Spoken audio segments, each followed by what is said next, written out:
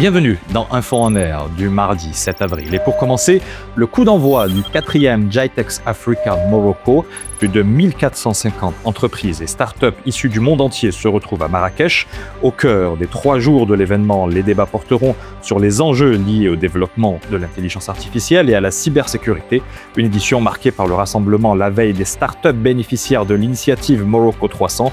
Grâce au ministère de la Transition numérique, 95% de leurs coûts de participation à cette manifestation ont été pris en charge.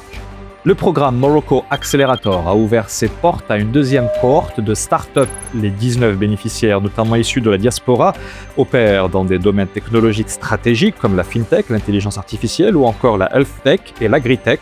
Cette dynamique s'inscrit dans le cadre de la stratégie nationale Maroc Digital 2030 et se traduit par un accompagnement intensif aligné sur les standards internationaux au profit de start-up en phase de croissance.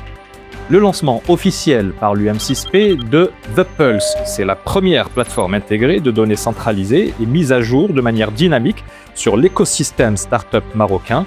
Conçue notamment en partenariat avec le ministère de la Transition numérique, elle a pour ambition de devenir la référence en la matière. Véritable levier de consolidation des données de la chaîne d'innovation dans sa globalité, The Pulse contribue à une meilleure compréhension des dynamiques entrepreneuriales au Maroc, au service des décideurs publics et privés. La hausse de 16% du chiffre d'affaires consolidé de Sonacid en 2025 par rapport à l'année précédente, s'établissant à près de 6,4 milliards de dirhams, il traduit le dynamisme soutenu du secteur national de la construction. Cette performance est aussi le reflet des efforts de réduction des coûts et du renforcement des capacités de production. Dans ce contexte, le résultat d'exploitation sociale a approché les 400 millions de dirhams en augmentation de 80% par rapport à l'exercice précédent. Le secrétariat d'État chargé de la pêche maritime vient de lancer un numéro vert, le 08 00 00 80 85, est destiné à recevoir les plaintes et signalements émanant de ces différents usagers.